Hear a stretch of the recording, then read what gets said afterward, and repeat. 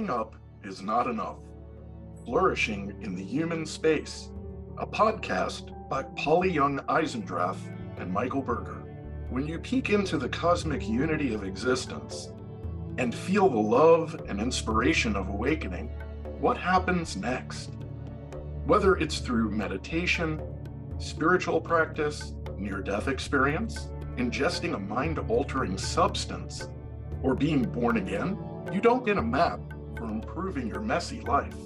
In this podcast, Young-Eisendrath and Michael Berger draw on expertise in science, psychology, adult development, psychedelics, NDEs, dreams, and Buddhist practice in conversations about compassion, resilience, responsibility, kindness, and development after awakening. You will learn how to chart a new path for flourishing in the human space, in which waking up is important, but not enough, and growing up is never finished. Co-hosts Young-Eisendrath and Michael Berger bring different kinds of expertise. Polly is an author, psychologist, Jungian analyst, longtime Zen practitioner, couple therapist, and founder of Dialogue Therapy and Real Dialogue. Michael Berger is an entrepreneur, an expert in psychedelics, a spiritual practitioner of Jewishness, a skeptic, a Real Dialogue specialist, and a filmmaker who is known for his documentary, Improbable Collapse, The Demolition of Our Republic. Polly and Mike will engage with each other and invite a wide array of guests who are accomplished scientists and seekers whose work lies beyond the hegemony of materialism. A conversation with Donald Hoffman, Ph.D., Conscious Realism, Real Dialogue, and Human Subjectivity. As soon as scientists really understand that space-time is doomed, they understand what the spiritual traditions have been saying for thousands of years, then the blinkers are off and science is going to really transform human society. I can't wait. So if the, quote, reality that's observed is not independent of the observer, right? So this is one system that's interconnected and there's a bidirectional, I guess, impact of perception with a feedback loop to the entire system. Yes. So from what you were just speaking to then, what would be some of the insights into individual human experiences from this framework? Can it help us, or how might it help us understand basically some of the variance in subjective experience? And maybe how does shared experience emerge through conscious realism and conscious agents? Right. So you're right that observation is, we thought in like Newtonian physics that the observer was sort of independent and didn't objective and didn't interfere with the system. Now with quantum theory, we're understanding that the act of observation, the observer is an integral part of the very system that you're observing and can't be dismissed. You have to understand the whole system of the observer and the interacting system. They're in some sense one dynamical system that with interactions back and forth.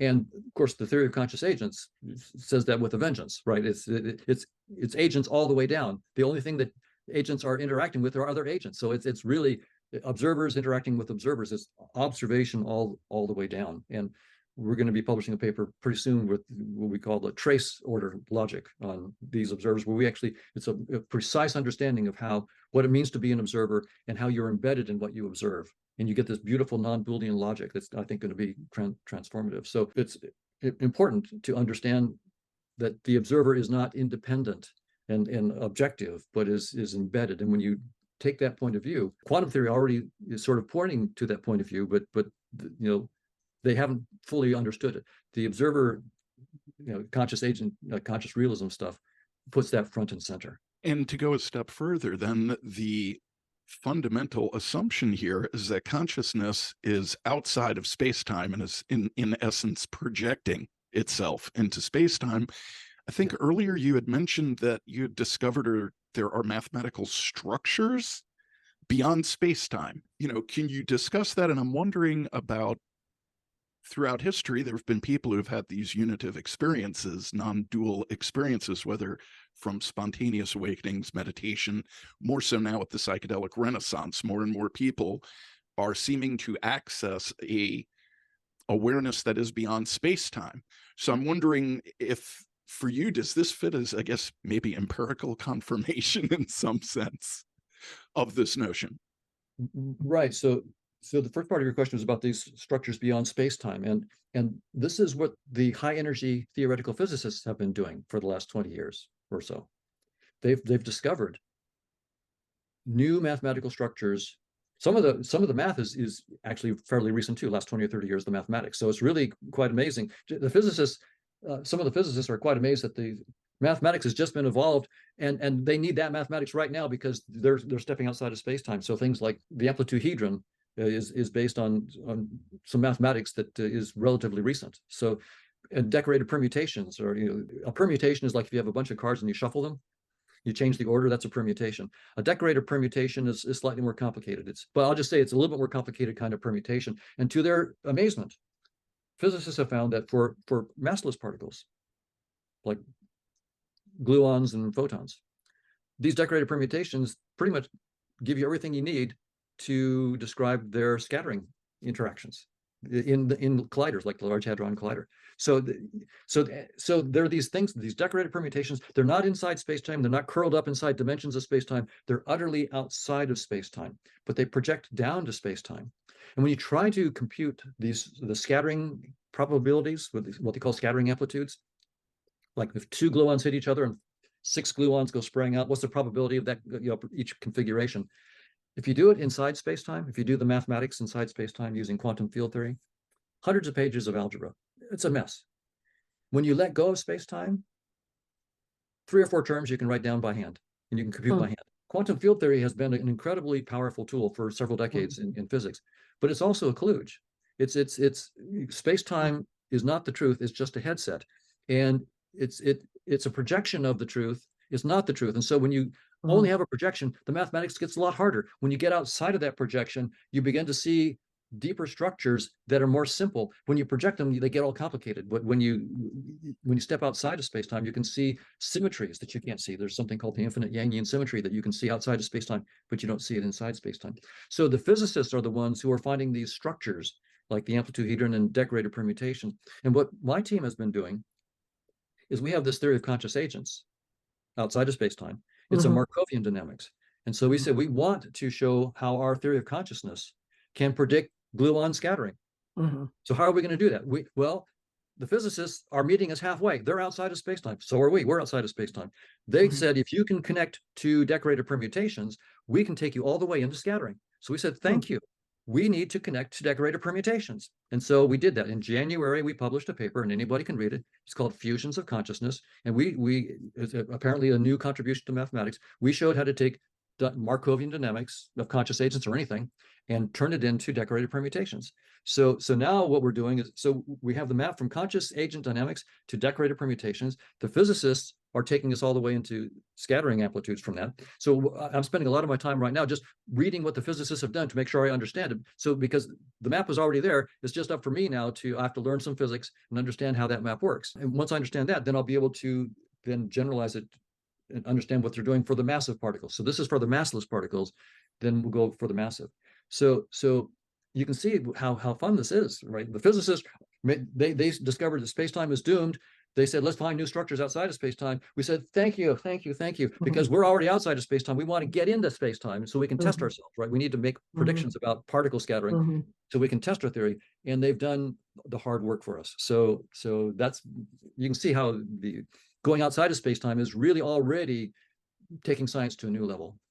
Well, the thing that I'm struck by, even when you're speaking about it, is that these are some people doing this under some circumstances of questioning a hypothesis that has been held firmly, like the speed of light and space-time as fundamental.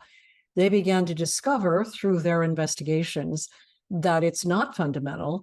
And then they began to discover further by dropping it, there were some advantages.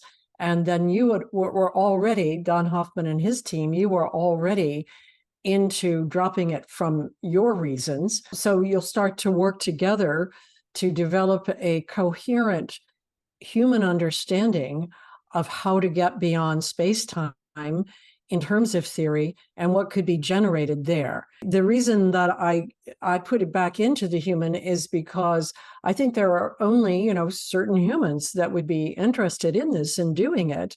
Years ago, I had an opportunity to meet Thomas Kuhn. I was doing some seminars at Haverford and Bryn Mawr, and he was very strongly skeptical as to whether social scientists could ever speak to and really understand hard scientists, natural scientists back and forth, because he felt the conversations and practices were inherently different.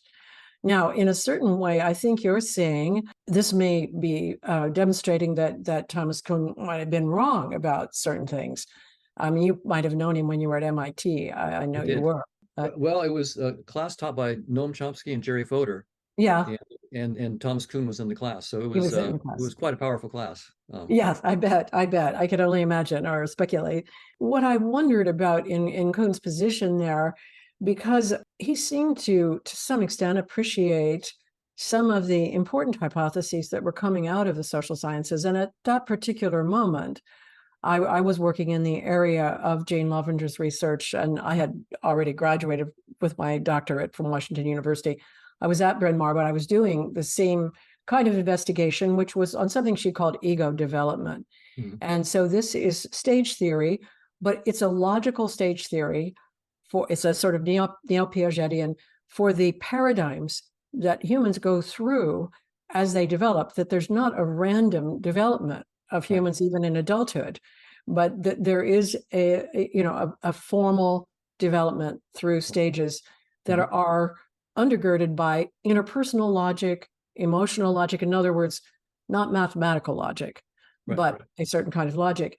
And I could appreciate that what Jane was doing was on the boundaries of what was scientifically possible for investigating subjectivity.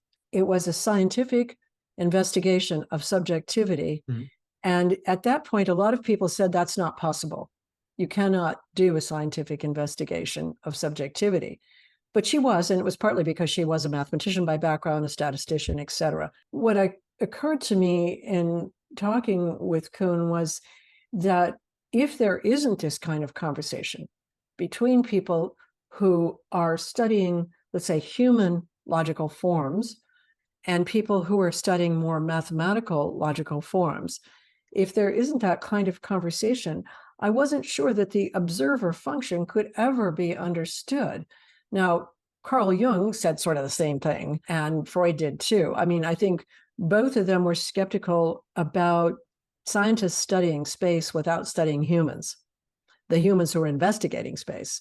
You're in this interface right now. You're optimistic, it seems, from what you're saying, that the people that are studying, that are trying to go beyond the paradigm of space-time, those people do want to be in conversation with people who might be looking more at the human observer. Who is this human?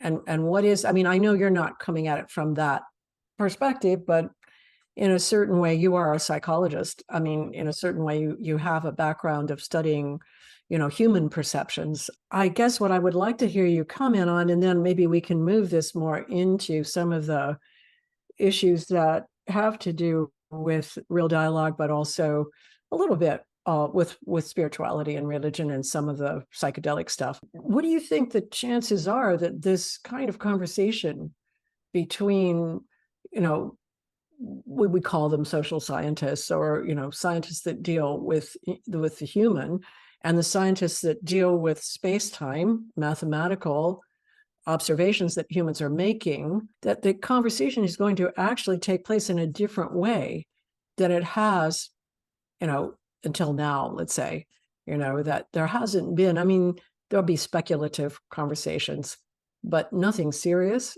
and Kuhn thought it was impossible, that these were two different conversations. Right. So the connection between like the physicists and the work we're doing.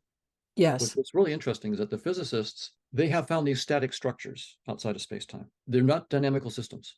They don't have any dynamics, Hmm. right? So they found these like in 2001, A Space Odyssey. There's that monolith that Yes. came down, and Right. you know the apes are beating on it and they're hooting at it. They know it's significant, but they don't know what it means.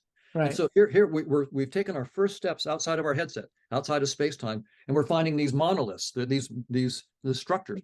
But if you think about it as a physicist, okay, we need a dynamics, but it's a dynamics of entities beyond space-time. What are we going to do? What kind of entities do we want to have a dynamics of beyond space-time? Already it's starting to sound schmistical, right? I mean, this schmisticism all over the place here. Dynamical systems outside of space-time, right? So it's when you find these static structures, one thing, but now if it's dynamics, you go dynamics of what and why? Those you can no longer ignore those questions.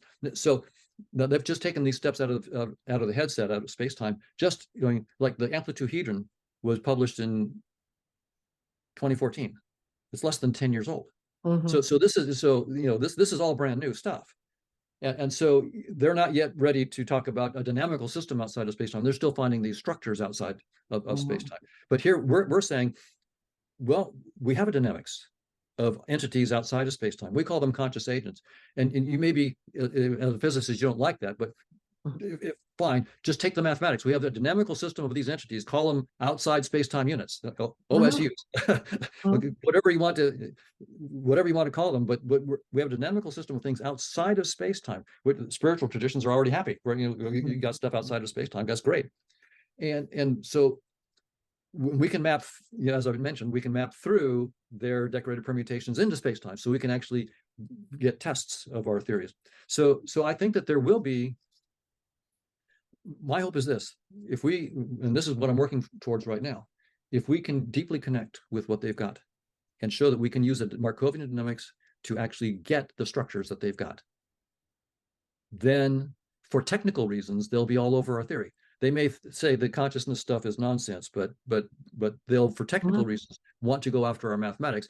But then they'll have to answer the question for themselves: dynamics of what? What are these entities outside of space-time, and why are they doing what they're doing? There's something earlier that you mentioned that I wanted to also address, and that is when we go from one scientific theory like space-time to another one, so like conscious agents outside of space-time, the attitude of a scientist is not, oh, well, so much the worse for space-time, what a terrible theory. Absolutely not. That's not my attitude whatsoever. My attitude is this: space-time was an incredible gift. Thank you, Einstein. Thank you, all the physicists who did it. Unbelievable gift. And that will stand the test of time.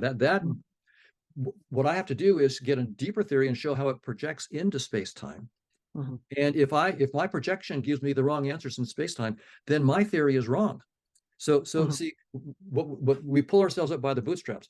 We use space-time and our theory of space-time to really give us detailed tests on our new theories outside of space-time.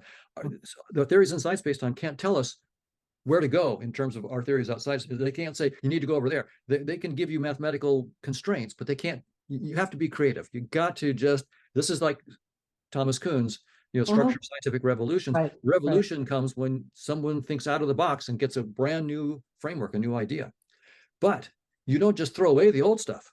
It was there for a reason. Scientists don't keep these, Newton was there for several centuries for good reason. It's not the truth, but boy, is it a really good theory. It's a powerful theory, and we can still send people to the moon using that theory. We have to show that our deeper theories project and are compatible with theories inside space-time. So again, it's you have to be, on the one hand, adventurous and go beyond what you've been taught, but then there's this deep respect for what you were taught, and you better find that you can project into what you were taught and get something sensible there, or your new theory is just wrong. So you can see it's complicated how the structure of scientific revolution is how we get the revolution and go to the next theory.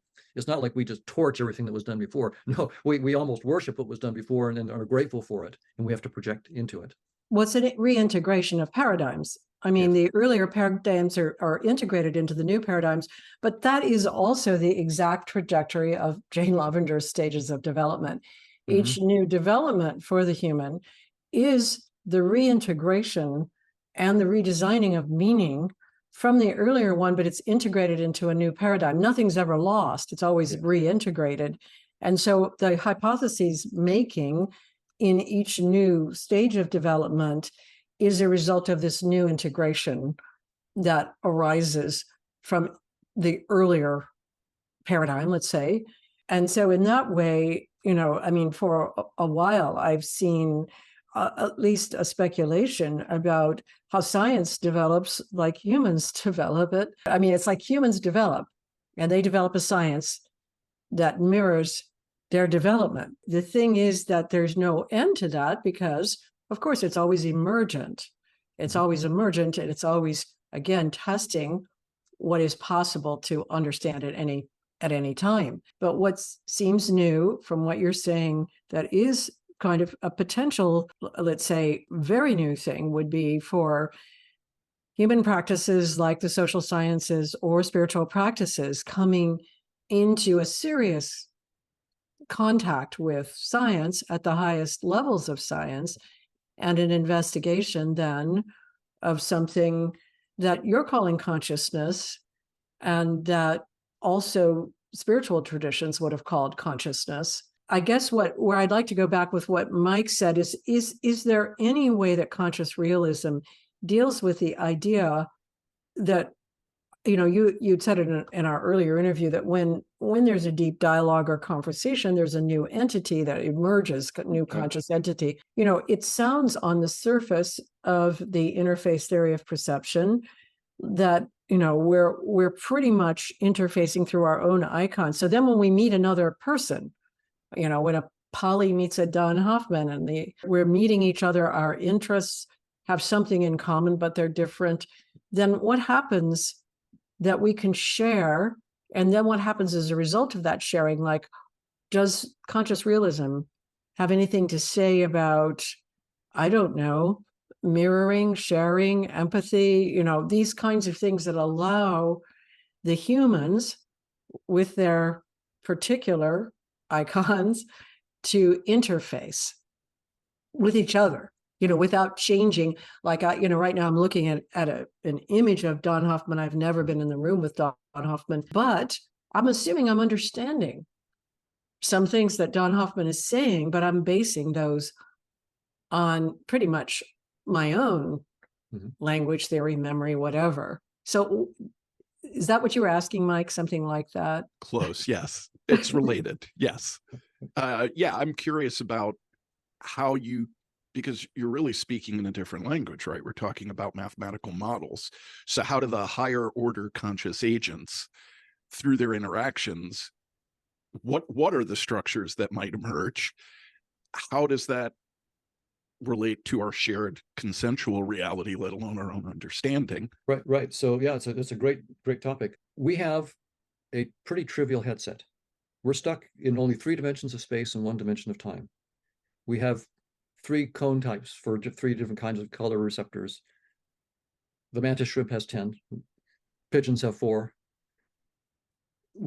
So our interactions with each other as consciousnesses is through an extremely limited headset, right? It's all we know, and so we think we've thought that it's the truth and the final reality, and we're really impressed with it. I'm not impressed with it at all. I think we got a cheap model here. Why not have, instead of 3 dimensions of space, why not have 10 million dimensions of space? Instead of 3 cones, why not have 50,000 different kinds of cone types and colors? I mean, in 6 or 7 senses, why not have 50,000 different senses? So consciousness is nowhere near as limited as our space-time headset. I mean, it's you have to think out of the box. It's completely unlimited. So you can't think wildly enough. Your worst acid trip is not getting you close to thinking wildly enough about the possibilities of consciousness. As a scientist, I just see that from the mathematics, right? So the mathematics just tells me, I mean, what we've got here is trivial compared to what's possible. So as we begin so scientists and science has thought for centuries that they were studying reality. No, they were studying our headset. And they got really good at studying our headset, and they learned the techniques of science studying our headset. Our species has now, for the first time, realized, just in the last 20 or 30 years, we can use our tools to step outside the headset. And we're going to get layers of understanding outside the headset. Maybe the conscious agent formalism will be the first baby step, the first layer outside of space-time of a dynamical. Physicists have found, the decorated permutations and so forth. So they found structures, but not dynamics outside of space-time. What you really want is the dynamics. So once we have that dynamics of consciousness, at least a first layer of it, right, it's just a baby step. That's going to have implications for how we understand ourselves as consciousnesses, right? Mhm. So as social beings, that's going to have incredible. It will give us understandings about how our interactions may be creating new conscious entities that we weren't aware of because of the limits of our space-time headset. So the science will give us new tools for understanding our social interactions at a deeper level. They will also give us new technologies. So for example, right now, inside of our headset, the closest galaxy to us is the Andromeda. It's about 2.537 million light years from Earth. So going at the speed of light would take you 2.5 million years to get there. So your grandkids, your great-great-grandkids, they're not going to be alive. You put them on the ship and so that's our nearest galaxy. And there are billions, maybe trillions of galaxies out there. That's our nearest one. So there's all this real estate out there. There's no way for us to get to it inside the headset. But the headset is just a headset. Mhm. What if we have the software? So think about the conscious agent dynamics. This is the software outside the headset, a layer of the software that's programming the headset. So in Grand Theft Auto, I could be the wizard that actually knows how to drive through the town as fastest as possible. No one can beat me. But if I'm the software engineer that wrote the code, I can do stuff that would be miraculous to the wizard. I can just move your car from here A to B. I can take the gas out of your car and give you flat tires. I can do whatever I want to. I'm not stuck in the headset. So the technologies that are about to be opened up, there are social technologies. We're going to understand ourselves as conscious social entities more deeply, but we'll also have new technologies. We'll be able to go to Andromeda Galaxy, not through space-time, but around space-time. And so this is going to open up all sorts of amazing technologies that I'm excited to see. I mean, Well, that fits very much. I mean, as it's a good segue into a little bit of Buddhism, because I know we're nearing the end of the time here. But of course, within Buddhist theories, which really evolved in a very complicated way in the first 5 centuries they were in India. So it's a rather, after the Buddha dies, there's 454 years before the stuff is written down. So it's written down from an oral tradition. Right. And during the time that's being passed on orally, there are people practicing. But then once it's written down in something called the Abhidharma, which is a particular high meta level of studying, Dharma, which would be, in a sense, you could call it reality or the laws of reality. You get the development from the 1st to the 5th century in India of Mahayana Buddhism, or the later form of Buddhism. I won't go into it in a lot of detail, but the main figure in that form of Buddhism is not the Buddha, but the Bodhisattva. And the Bodhisattva is a human figure who can travel around in space-time, can manifest over here and over there. And kind of Jesus is considered a Bodhisattva, so that, Jesus manifested after he died. And he manifested in a physical form so that his disciples could test, was he really there? And so that mastery of space-time is already in the history of these figures who could move through it without any problems after they died, or they moved through walls, or they could move from this place to that place. They weren't yet free to leave. They weren't Buddhas, so they didn't leave. And there's a lot of speculation about staying to help other beings, or staying because they hadn't achieved a capacity to leave space-time. It gets debated. But I think for me, the important question that has come up for me in regard to your theory. So I heard on a little video that Mike actually sent me, I heard you say, there's nothing that in the theory that would limit consciousness going on beyond the death of the body of, Don Hoffman or Ph.D, that the body is an icon, but maybe it's just awareness that goes forward without the particulars of the Don Hoffman embedded in it or imprinted on it. So the Buddha himself, Shakyamuni Buddha, and his immediate disciples, they all got out of space-time. They got out completely. From his teaching, the interesting thing, he says, the only thing that belongs to you over the trajectory in space-time is your actions. The consequences of your intentional actions have affected space-time. And they've created something, again, from the Buddhist perspective, that does have some imprint from lifetime to lifetime, but it will be the consequences of your intentional actions, perceiving, deciding, and acting. Mm-hmm. And I saw right away in your theory that this fitted very much with the Buddhist theory of karma, which is the consequence of intentional action. It's got to have that sense of deciding in it, or it's not consequential. And that to me is just something. I don't know what it is, but it's a notable kind of thing that within a fairly coherent theory, this Abhidharma Yogacara stuff's pretty coherent, and it's developed empirically and debated and so on. Within that are these figures that travel around in space-time, and also the statement of the Buddha that your only belongings are the consequences of your actions. Nothing else goes through space-time. Everything you own, everything that you do other than your actions. I mean, those things are not consequential. And I think this also then gets at the intersection of science and spirituality in an interesting way. So for the first time, there are some scientists who are saying space-time is doomed. Spiritual people have been saying that for thousands of years. So there's a welcome to the party. Well, you guys are late, you scientists are latecomers. So they've been there, and they've been studying outside of space-time with meditation and so forth, personal experience. Now the scientists are now waking up. Again, it's a small group. It's the high-energy theoretical physicists. Even just general quantum theorists don't know about this yet, right? So I've asked a bunch of quantum theorists. They don't know about it. So it's only the people who have to know this who are going, holy smoke, space-time is doomed. The rest don't even know it yet. So it's going to take a while. But they have the tools, and these are new tools that we got through hundreds of years studying space-time. And so the two groups have different parts of the puzzle. The spiritual people have been there for thousands of years. They have all sorts of deep insights, but they have only natural language to describe it in. They don't have precise theories. We're newcomers in the sciences. We're just stepping outside of space-time for the first time, only a few of us, but we're starting to do it. We have these incredible tools. We've not trafficked in this area before. So this is all new. So the two have something to share with each other. The spiritual traditions have all sorts of hard-won insights from meditation and so forth. The scientists have hard-won mathematics and techniques and experiments that they've won by studying the headset. So we need the two now to work together, and I think that will happen. And both, it will be a shock to both. The shock to the scientists in part is that space-time isn't fundamental. That's a huge shock. Most of my colleagues don't know that that's where they're headed. It's just too shocking for them, especially my colleagues studying consciousness.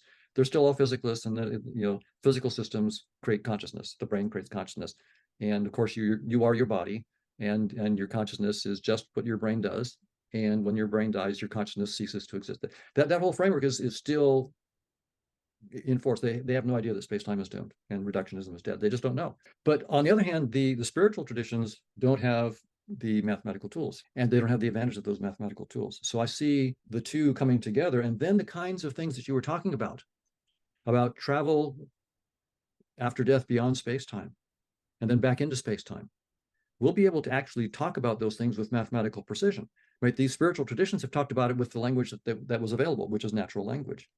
But if we can actually start to write down equations and write down network models of what's going on there, then we will kick this up to a new level. And again, the spiritual traditions, of course, have been very, very clear for thousands of years that, as the Tao Te Ching says, the Tao that can be spoken is not the true Tao.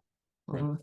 And once you understand that, if you understand it, then you can go ahead and read the rest of the Tao Te Ching, in the proper framework. This is not the truth. This is a pointer to the truth. These are all just pointers to the truth. The truth is you. You are the truth. And the pointers are really pointing back to you.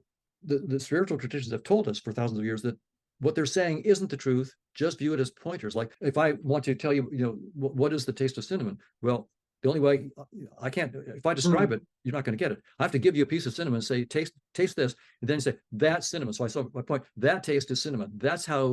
So that's what pointers are. And spiritual traditions, if you don't understand it for yourself, all they can do is say, like, I can't help you. If you've never tasted cinnamon, all I can do is say the word cinnamon, but you'll never get it.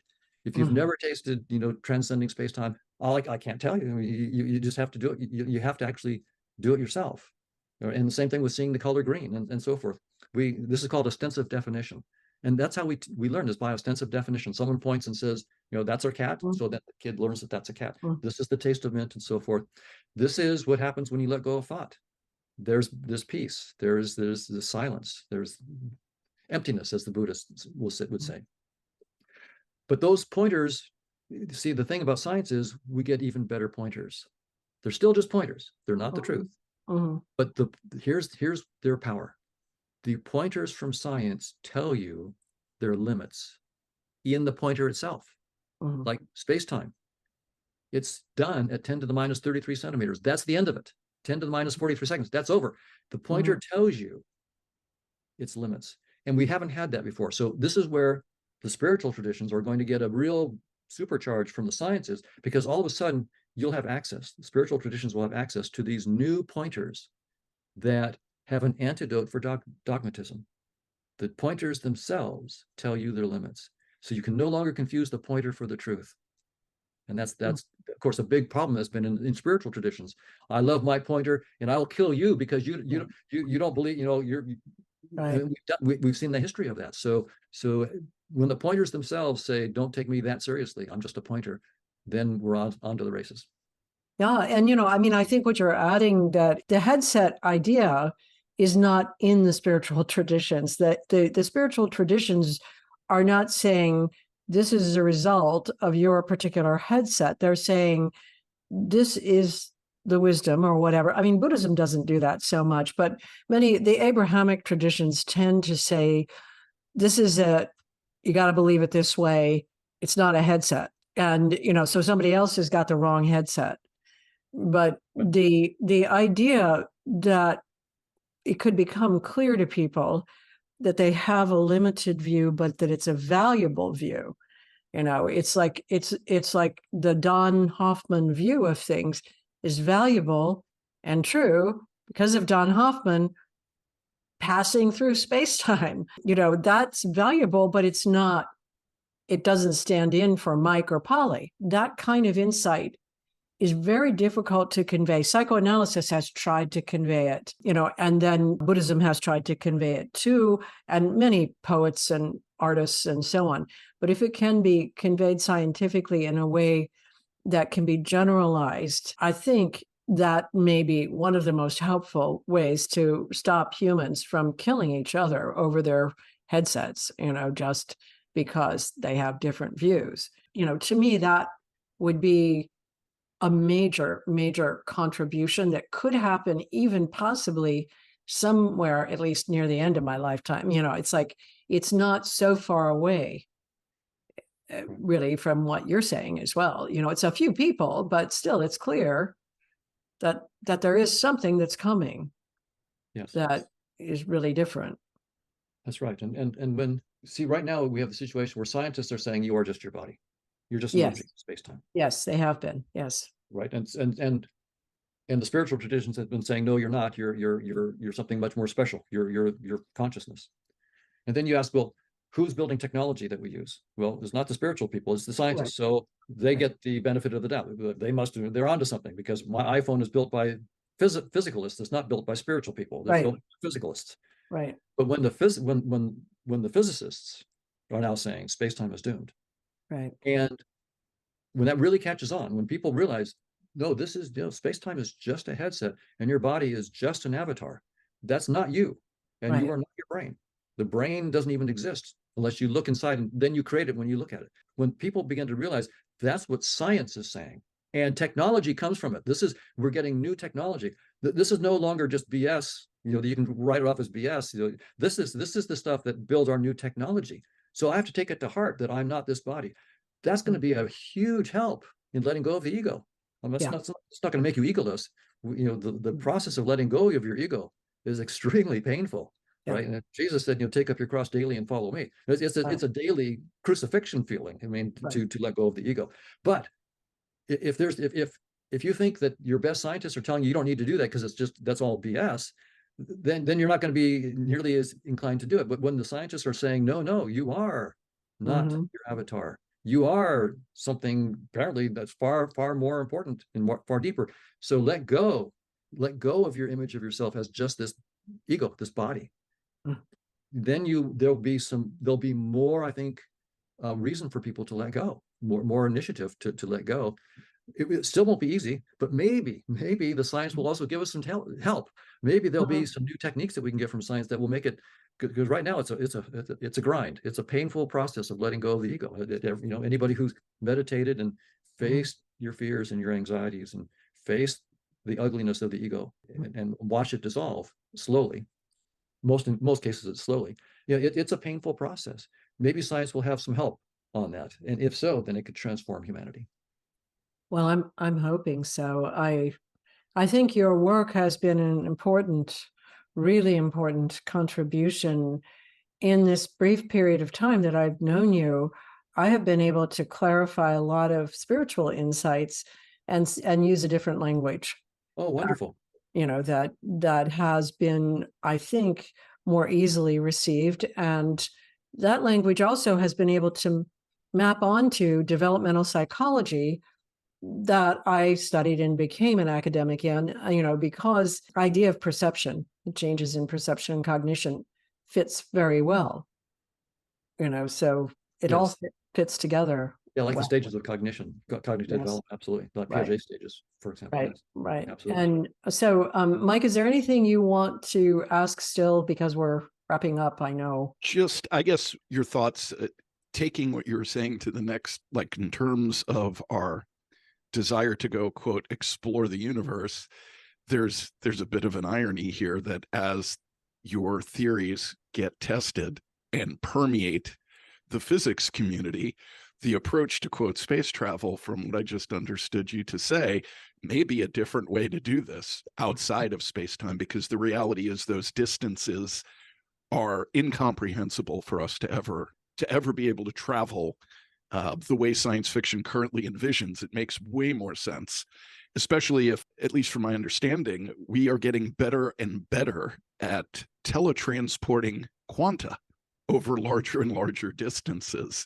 So there may be practical implications that will have a dramatic shift on the entire system. Like, for example, now that you have the LHC as a tool, you have this new mathematics that enables you to use these new tools to peer outside of space-time. I'm just wondering if you have any final thoughts on that. Yes, I think that the technologies are going to be indistinguishable from magic, just like what we're doing right now. Right? If you took someone from 1800, just brought them here and showed them what we were doing and said, these two people are in Canada, in Montreal, and this other person is in California, and they would go, no, this is, and they would say, no, it's all good science. It's all Maxwell's equations make all. Well, the same thing's going to be true. We'll just have this new layer of software outside the head. See, this will be the first layer outside the headset. Yeah. And once you have the software outside the headset, all the stuff that you could do inside the headset is going to look like small firecrackers compared to what you've got outside the headset. So absolutely, I think that the technologies will be indistinguishable from magic. And that will not just transform the technology, but that will also then bring more serious understanding that we have to take it seriously, that we're not just our egos. We're not just these avatars. So that will really give some legitimacy to the broad public in their eyes to what the spiritual traditions have been saying for a long time. When you can actually build technology with it, okay, that's real. Yeah. So I think that will be something very useful going forward. So, that has to happen, though, in line with the surrendering of the greed. The greed is connected to the materialism of the body, that people feel that they have to have certain things because they believe in the materialism of their bodies and their children's bodies, etc. So there's this tremendous greed that's happening in this period of time, and particularly around technology. So hopefully that will be transcended by the recognition that the body is not what we currently think it is. I agree. That I think will be transformative, and also that that fancy car is only there when you render it. Yes. Right. That piece of gold is only there when you render it. Yeah. You are amazing. You are the one that Mhm. renders Mount Everest. Mhm. You are the one that renders the moon and the sun. Mhm. You are the creative consciousness that does all that. So it's why pretend that you're a pauper that needs to go after all these little a mansion and a house and a fancy car? You create all that stuff. I mean, Yeah. get over it. I mean, you just wake up to who you really are. When you wake up to who you really are, that's the cure. Yeah. Well, thank you so much for this. Thank you. And actually, I'm in Vermont. Mike is in St. Louis, and you are Oh, in California. So okay. I we're said Montreal yeah, on something. nobody's in Montreal. That's just Okay, where the time. That's where the Montreal time time. is Okay. located on Oh, the very Zoom. good. Okay, So right. Yes. yeah. So anyway, I'm extremely, extremely thankful, grateful, appreciative for your work and also this conversation. I just want to again say I really appreciate your work. I look forward to finding the first test, see what you come back with, and just really appreciate the honor of getting to speak with you. Really enjoy Thank your you. work. A wonderful pleasure and honor to speak with both of you as well. Thank you for excellent questions. So until later, thank you. Thank you. We hope you found this discussion as fascinating and thought-provoking as we did. If you've enjoyed today's episode, please don't hesitate to like and share it with all your friends and colleagues. Your support helps us bring more insightful content to a wider audience. For those of you passionate about diving deeper into the realms of self-awareness and meaningful conversations, we invite you to explore our Real Dialogue app. It's a unique platform designed specifically for individuals like you, curious, driven, and committed to a personal and professional growth. The Real Dialogue app offers a space to engage in profound and transformative conversations, enhancing your practice and understanding of effective communication. Remember, engaging in Real Dialogue is not just about refining your communication skills, it's about fostering authentic connections, embracing diverse perspectives, and growing both personally and professionally. The app is available for download now, so please be sure to check it out at realdialogue.com. Thank you once again for joining us on Waking Up Is Not Enough, Flourishing in the Human Space. Stay tuned for our next episode where we'll continue to explore the intricate tapestry of human consciousness and development. Until then, keep flourishing and embracing the journey of self-discovery. And I also would like to just take a moment to announce the upcoming foundational training in Real Dialogue and Dialogue Therapy being held in Stowe, Vermont at the Trap Lodge. Session 1 begins November 30th. There are 3 4-day sessions in the next training. Session 1 is November 30th to December 3rd. Session 2 will be February 1st through 4th. And Session 3 will be April 18th to the 21st of 2024. For more information, you can go to realdialogue.com, and from the menu select Foundational Training. All the details are there. If you have any questions about the training or anything in the podcast, you can email me at mike@realdialogue.com.